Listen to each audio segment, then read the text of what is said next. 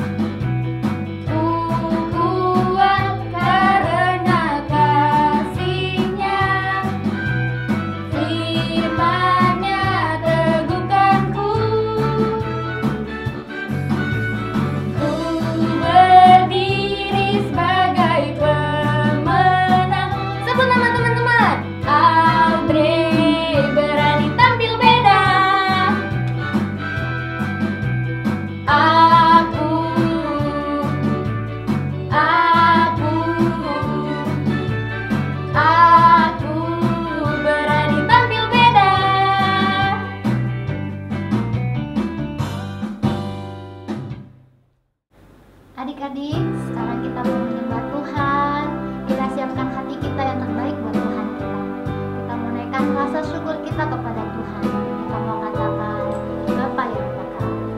Kita mau bersyukur sebab Bapa kita sungguh baik buat kita.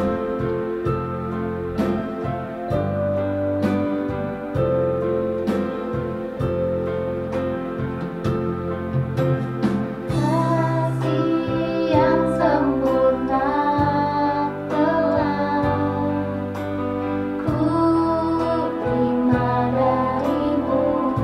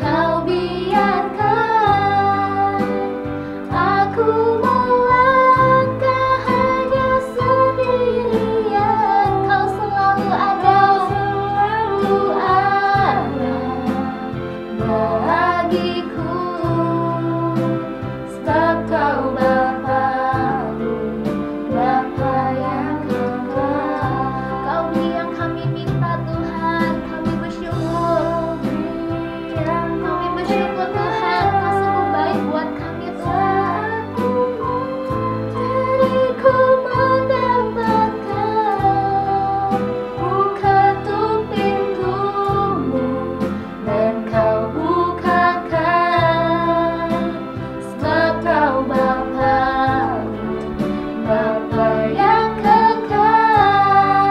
Takkan Kau biarkan kami Tuhan, Kan Kau biarkan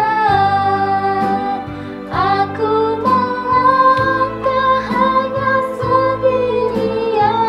Kau selalu ada bagiku. Sebab Kau Bapa-Ku, Bapa yang kekal. Kau selalu ada buat kami Tuhan. Kau gak pernah tinggalkan kami Bapa. Sebab Kau Bapa-Ku, Bapa yang kekal. Kau selalu ada Bagiku. Sebab Kau Bapa-Ku, Bapa yang kekal. Terima kasih Tuhan. Mari adik-adik, kita mau naikkan syukur kita sama Tuhan. Buat Tuhan kita sungguh baik. Buat Tuhan Yesus gak pernah meninggalkan kita. Mari kita mau bersyukur. Tuhan selalu ada buat kita. Terima kasih Tuhan. Terima kasih Bapa. Terima kasih Yesus. Terima kasih Yesus. Engkau baik Tuhan. Engkau sungguh baik. Terima kasih Bapa. Terima kasih Bapa buat kebaikan. Terima kasih Yesus. Terima kasih Yesus buat kasih-Mu. Kau gak pernah tinggalkan kami Tuhan. Sungguh kami bersyukur. Engkaulah kami yang sungguh baik. Allah kami yang gak pernah meninggalkan kami. Kami mau naikkan syukur kami Tuhan. Mari adik-adik, kita mau katakan kembali, Kau berikan yang kami minta Tuhan. Kami bersyukur Tuhan. Yang ku minta saat ku mencari, ku mendapatkan. Ku ketuk pintu-Mu dan Kau bukakan. Sebab Kau Bapa-Ku, Bapa yang kekal. Kau gak pernah membiarkan kami Tuhan. Akan Kau biarkan aku melangkah hanya sendirian. Sebab Kau selalu ada Tuhan bagiku. Sebab Kau Bapa-Ku, Bapa yang kekal. Kau beri yang kami minta Tuhan. Sungguh kami bersyukur. Kau beri yang ku minta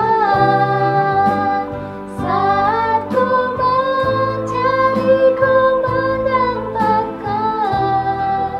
Ku ketuk pintu-Mu dan Kau bukakan. Sebab Engkau Bapa-Ku, Bapa yang kekal.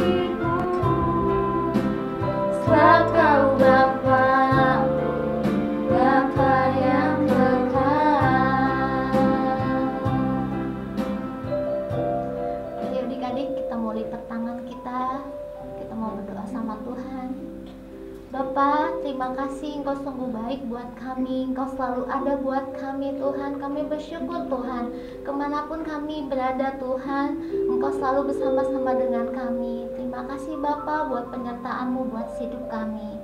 Bapa, sebentar kami mau mendengarkan firman-Mu Tuhan. Kau berkati kami, Kau berkati kakak pembina yang akan menyampaikan firman-Mu Tuhan. Jadikan kami anak yang taat, dengar-dengaran kepadamu ya Bapa. Kami mau siapkan hati kami Tuhan, kami mau mendengarkan firman-Mu hanya di dalam nama Tuhan Yesus Kristus. Haleluya. Amin. Halo teman-teman semua, apa kabarnya nih? Pastinya semua dahsyat, luar biasa. Yes, yes, yes. Oke, hari ini kita mau sama-sama dengerin firman Tuhan. Siapa nih teman-teman yang udah antusias banget untuk dengerin firman Tuhan? Boleh angkat tangannya. Pastinya teman-teman semua semangat ya untuk kita terima kebenaran firman Tuhan yang baru lagi hari ini. Tapi sebelumnya kita mau bersatu di dalam doa dulu yuk teman-teman. Terima kasih Tuhan Yesus untuk hari ini. Sebentar Tuhan, kalau kami mau mendengar kebenaran firman-Mu, biar Roh Kudus-Mu Tuhan yang memberikan hikmat supaya kami boleh mengerti Tuhan apa yang mau Engkau sampaikan di dalam hati kami Tuhan. Tuhan Yesus, bantu kami ya, supaya kami bisa fokus dan kami boleh Tuhan untuk mendapatkan berkat Tuhan sesuatu dari firman-Mu ini Tuhan. Biar hati kami Tuhan siap untuk ditanami firman-Mu dan biar hidup kami Tuhan boleh berbuah Tuhan dan berubah karena Engkau saja. Terima kasih Tuhan, kami siap mendengar firman-Mu. Dalam nama Tuhan Yesus, haleluya, amin. Oke, nah sebelumnya aku mau ingetin teman-teman untuk kita semuanya bawa Alkitab, buka Alkitab kita maksudnya. Pasti semua teman-teman di sini yang nonton pada bawa Alkitab ya. Oke, sebelumnya kenalin dulu, nama aku Kak Ina. Nah hari ini kita mau belajar yang namanya karakter Kristus. Tapi karakter Kristus itu kan banyak banget gitu ya. Kita hari ini mau belajar dari satu dulu nih karakter Kristus yang pertama, yaitu berani karena benar. Teman-teman boleh ulangin ya, 1, 2, 3. Berani karena benar. Nah maksudnya berani karena benar itu apa sih? Ada nggak teman-teman yang tahu berani karena benar itu apa? Nah, berani karena benar itu adalah kita dalam segala situasi, dalam segala kondisi, kita berani nih untuk melakukan firman Tuhan. Kita berani untuk menyatakan kebenaran firman Tuhan. Jadi maksudnya kita bukan hanya berani melakukan yang baik, bukan hanya berani melakukan yang benar di hadapan teman-teman kita, tapi benarnya itu adalah benar sesuai dengan standar firman Tuhan sebagai standar anak-anak Allah. Oke, kalau begitu yuk teman-teman boleh buka Alkitabnya di Daniel 3 yang perikopnya adalah perapian yang menyala-nyala. Nah teman-teman boleh nih buka di Daniel 3, 1-2. Kita baca sama-sama ya. 2, 3. Raja Nebukadnezar membuat sebuah patung emas yang tingginya 60 hasta dan lebarnya 6 hasta, yang didirikannya di dataran Dura di wilayah Babel. Lalu Raja Nebukadnezar menyuruh orang mengumpulkan para wakil raja, para penguasa, para bupati, para penasihat negara, para bendahara, para hakim, para ahli hukum, dan semua kepala daerah untuk menghadiri pentabisan patung yang telah didirikannya itu. Nah, kalau kita udah baca sama-sama nih ya, jadi yang pertama-tama Raja Nebukadnezar itu adalah raja di wilayah Babel, dan dia membuat sebuah patung nih, patung emas yang tingginya 60 hasta. Oke, kita lanjut ya. Patung itu untuk apa sih? Dipakai untuk apa sih, Kak? Nah, kita baca nih di ayat 4 sampai 6. Oke? Ayat 4. Dan berserulah seorang bentara dengan suara nyaring, beginilah dititahkan kepadamu, hai orang-orang dari segala bangsa, suku bangsa, dan bahasa, demi kamu mendengar bunyi sangkakala, seruling, kecapi, rebab, gambus, serdam, dan berbagai jenis bunyi-bunyian, maka haruslah kamu sujud menyembah patung yang telah didirikan Raja Nebukadnezar itu. Siapa yang tidak sujud menyembah akan dicampakkan seketika itu juga ke dalam perapian yang menyala-nyala. Wah, ternyata patung emas itu buat apa sih teman-teman? Patung emas itu ternyata didirikan supaya semua orang dari segala suku bangsa datang untuk menyembah patung itu. Wah, kira-kira perbuatan ini benar atau enggak ya teman-teman? Nah, tentunya perbuatan itu udah pasti salah ya teman-teman, karena kita harus menyembah Allah kita yang benar. Oke, kalau begitu aku mau ceritain tentang 3 tokoh. Jadi 3 tokoh ini inisialnya adalah S, M, A. Kira-kira teman-teman ada yang bisa nebak gak sih SMA ini itu siapa? Oke, SMA ini adalah Sadrak, Mesak, dan Abednego. Sepertinya teman-teman mungkin udah banyak ya yang dengar cerita mereka, tapi kita mau baca sekali lagi ya. Kita mau baca di Daniel 3 ayat 12 untuk kita tahu siapa sih sebenarnya mereka ini. Yuk kita baca sama-sama. 2, 3. Ada beberapa orang Yahudi yang kepada mereka telah Tuanku berikan pemerintahan atas wilayah Babel, yakni Sadrak, Mesak, dan Abednego. Orang-orang ini tidak mengindahkan titah Tuanku ya Raja. Mereka tidak memuja dewa Tuanku dan tidak menyembah patung emas yang telah Tuanku dirikan.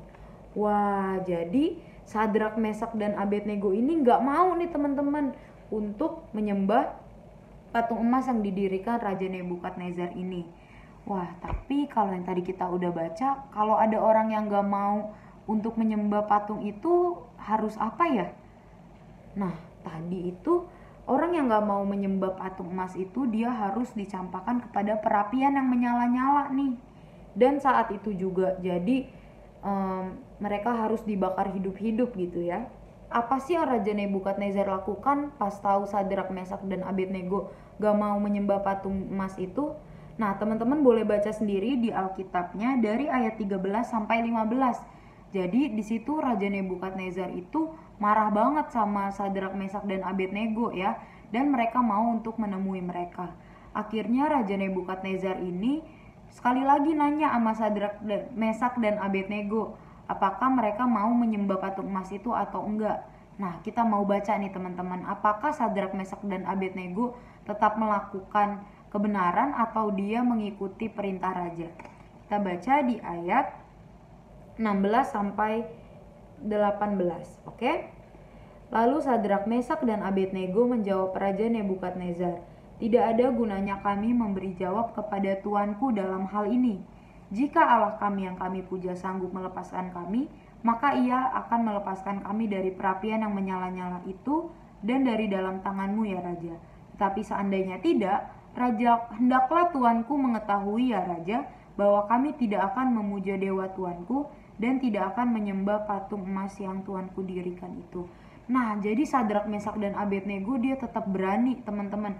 Dia menyampaikan kalau dia nggak mau untuk menyembah patung emas itu. Dan dia juga yakin kalau Allah mereka adalah Allah yang benar yang sanggup untuk melepaskan mereka dari perapian yang menyala-nyala itu. Wah, dengar perkataan Sadrak, Mesak, dan Abednego, Raja Nebukadnezar ini marah banget. Dan dia sampai memerintahkan untuk Sadrak, Mesak, dan Abednego dimasukkan ke dalam perapian yang menyala-nyala. Bahkan apinya dibuat lebih panas 7 kali lipat. Jadi yang tadinya mereka udah harus masuk ke perapian yang menyala-nyala, sekarang Raja Nebukadnezar meminta untuk apinya dipanasin 7 kali lipat lagi. Wah, serem banget ya teman-teman. Tapi sebenarnya bagaimana sih kita mau lihat penyertaan Tuhan atas Sadrak, Mesak, dan Abednego? Nah, teman-teman boleh baca sendiri sampai ayat 30 nih. Di sini aku jelasin singkat aja. Ternyata pas mereka Sadrak, Mesak, dan Abednego dimasukin ke dalam perapian yang menyala-nyala itu, apakah mereka mati dan mereka terbakar? Jawabannya enggak, teman-teman. Mereka tidak mati dan mereka tidak terbakar. Bahkan di sini Raja Nebukadnezar melihat kalau yang ternyata di perapian itu bukan hanya 3 orang ini, tapi ada 4 orang. Wah, nih kita baca di ayat 25 ya. Katanya, "Tetapi ada 4 orang kulihat berjalan-jalan dengan bebas di tengah-tengah api itu. Mereka tidak terluka dan yang keempat itu rupanya seperti anak dewa." Wah teman-teman, kira-kira yang keempat itu siapa sih? Benar banget, yang keempat itu adalah Allah. Jadi ketika Sadrak, Mesak, dan Abednego ada di perapian itu, Allah juga ada di perapian itu menemani mereka, menyertai mereka sampai mereka nggak bisa terbakar oleh api. Nah setelah itu apa sih yang terjadi lagi? Kita baca yang ayat 27 ya. 23. Dan para wakil raja, para penguasa, para bupati, dan para menteri raja datang berkumpul. Mereka melihat bahwa tubuh orang-orang ini tidak mempan oleh api itu, bahwa rambut di kepala mereka tidak hangus, jubah mereka tidak berubah apa-apa, bahkan bau kebakaran pun tidak ada pada mereka. Wah, dahsyat banget ya Tuhan kita itu. Bahkan bukan hanya orangnya yang gak kebakar, bukan hanya Sadrak, Mesak, dan Abednego itu aman, tapi bahkan baju, jubah mereka, rambut mereka itu gak hangus kena api. Luar biasa banget ya teman-teman penyertaan Tuhan kita. Selanjutnya dari kisah Sadrak, Mesak, dan Abednego ini, akhirnya Raja Nebukadnezar ngapain sih? Akhirnya Raja Nebukadnezar itu justru memuji Allah mereka, Allahnya Sadrak, Mesak, dan Abednego. Bukan hanya itu teman-teman, bahkan Raja Nebukadnezar meminta semua orang dari semua suku bangsa untuk menyembah Allah mereka, yaitu Allah yang benar itu, Allah Sadrak, Mesak, dan Abednego. Bahkan siapapun yang melakukan penghinaan terhadap Allah, dia akan dipenggal-penggal dan rumahnya akan dirobohkan. Wah, luar biasa banget ya teman-teman cerita ini. Nah, keren banget ya cerita Sadrak, Mesak, dan Abednego ini. Tapi teman-teman sadar gak sih? Seringkali kita juga sering kok berada di posisi seperti Sadrak, Mesak, dan Abednego. Mungkin kita gak diminta untuk menyembah patung emas, kita gak diminta untuk menyembah dewa-dewa berhala lainnya. Tapi jika ada teman kita yang mengajak untuk membuli satu teman lainnya, atau menyontek atau melakukan dosa lainnya, sebagai anak Tuhan apakah kita berani untuk nolak dan kita menyatakan kebenaran firman Tuhan? Atau apakah kita masih menjadi anak Tuhan yang masih mikirin gitu, kayak ntar aku dijauhin teman-teman gak ya ketika aku melakukan kebenaran, nanti aku dibilang sok suci gak ya, nanti aku dibilang sok kudus gak ya. Nah, seperti yang tadi teman-teman baca gitu ya, kita dengar dari cerita Sadrak, Mesak, dan Abednego, ketika mereka ditanyain Raja Nebukadnezar, apakah mereka mikir dua kali gitu, apakah dia mau menyembah patung emas atau tidak. Nah, mereka enggak ya teman-teman, mereka begitu yakin kalau mereka itu enggak mau dan mereka menolak untuk menyembah patung emas itu. Bahkan ketika ditanya oleh raja sendiri, Sadrak, Mesak, dan Abednego begitu yakin kalau ada Allah yang membela mereka, yang akan membebaskan dari perapian yang menyala-nyala. Jadi Sadrak, Mesak, dan Abednego udah gak mikirin lagi nih, wah aku kan memegang pemerintahan di Babel juga, nanti apakah rakyat aku ngatain aku, atau aku kekurangan pengikut, atau aku akan turun jabatan, turun tahta, atau aku akan banyak yang benci gitu. Nah, Sadrak, Mesak, dan Abednego udah gak lagi nih mikirin hal-hal seperti itu. Mereka begitu yakin kalau ada Allah yang membela mereka, dan mereka gak takut untuk melakukan kebenaran.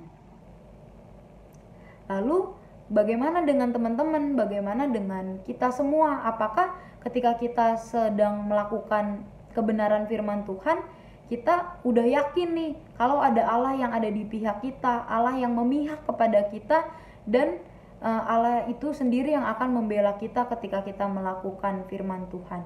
Atau kita masih takut akan penilaian dunia atas hidup kita?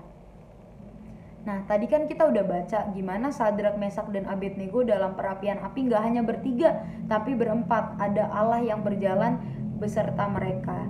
Nah, jadi meskipun terkadang berat gitu teman-teman untuk kita menolak ajakan teman kita untuk membuli, untuk menyontek, untuk melakukan dosa lainnya, dan mungkin hanya terkadang kita sendiri nih yang taat akan kebenaran firman Tuhan. Tapi teman-teman harus sadar bahwa kita itu sebenarnya gak sendiri teman-teman, sama dengan Allah, sama dengan kisah Sadrak, Mesak, dan Abednego tersebut gitu ya. Tadi mereka ada Allah di tengah-tengah perapian yang menyala-nyala itu. Sama dengan kita ketika kita mungkin seorang diri, kita diledekin teman-teman, kita dikatain teman-teman. Teman-teman harus sadar kalau kita itu sebenarnya gak sendiri. Ada Allah yang beserta kita, yang memampukan kita untuk kita boleh taat sama firman-Nya, untuk kita boleh untuk terus melakukan kebenaran ketika semua orang gak ada yang melakukan kebenaran firman Tuhan. Jadi ketika kita melakukan kebenaran, kita gak hanya melakukan kebenaran itu untuk diri kita sendiri, sama dengan Raja Nebukadnezar yang akhirnya memuji Allah, bahkan memerintahkan untuk seluruh dunia, semua orang untuk memuji Allah, untuk menyembah Allah. Artinya apa? Ketika kita melakukan kebenaran, bukan hanya diri kita sendiri yang melakukan kebenaran itu, tapi lewat hidup kita, Kristus boleh nyata, Kristus boleh dimuliakan. Jadi orang lain boleh mengenal Kristus, orang lain boleh melihat Kristus melalui hidup kita. Jadi gimana teman-teman? Apakah teman-teman rindu untuk hidupnya berani untuk melakukan kebenaran? Apakah kita siap untuk kita boleh dipakai hidupnya oleh Tuhan untuk menyatakan kebesaran Tuhan? Pasti teman-teman rindu ya, hidup kita dipakai Tuhan lebih lagi dari hari ke hari. Kalau begitu, kita mau sama-sama buka ayat hafalan kita di 1 Timotius 4 ayat 12. Yang udah ketemu boleh katakan amin, amin, amin. Oke, aku yakin pasti teman-teman semuanya udah dapat ya ayatnya. Yuk kita baca di 1 Timotius 4 ayat 12. 2, 3. Jangan seorang pun menganggap engkau rendah karena engkau muda. Jadilah teladan bagi orang-orang percaya dalam perkataanmu, dalam tingkah lakumu, dalam kasihmu, dalam kesetiaanmu, dan dalam kesucianmu. Nah teman-teman, boleh nih teman-teman ayat 1 Timotius 4 ayat 12 ini teman-teman baca dalam setiap hari satu kali gitu ya. Jadi firman ini terus kita ucapkan sehingga firman ini bisa untuk kita lakukan juga dalam kehidupan kita sehari-hari. Oke teman-teman, kita udah baca nih ayatnya sama-sama.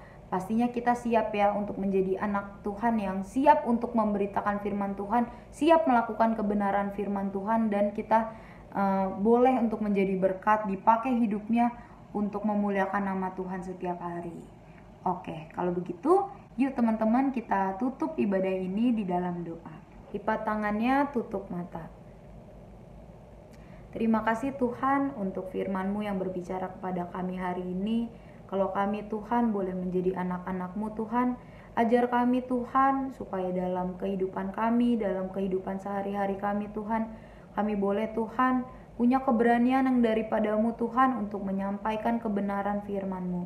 Biar Tuhan apapun yang kami bicarakan Tuhan, apapun yang kami lakukan Tuhan, boleh Tuhan untuk memuliakan nama-Mu Tuhan. Kami gak mau ikut-ikutan teman-teman kami Tuhan yang melakukan dosa, tapi kami mau Tuhan untuk memberitahukan Tuhan kebenaran firman-Mu kepada mereka Tuhan.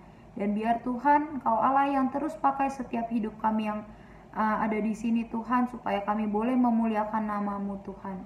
Terima kasih Tuhan Yesus. Yuk teman-teman, kita angkat kedua tangan kita terima berkat dari Allah Bapa, cinta kasih dari Tuhan Yesus Kristus, dan juga penyertaan Roh Kudus yang akan membimbing hidup kita dari dulu sampai selama-lamanya.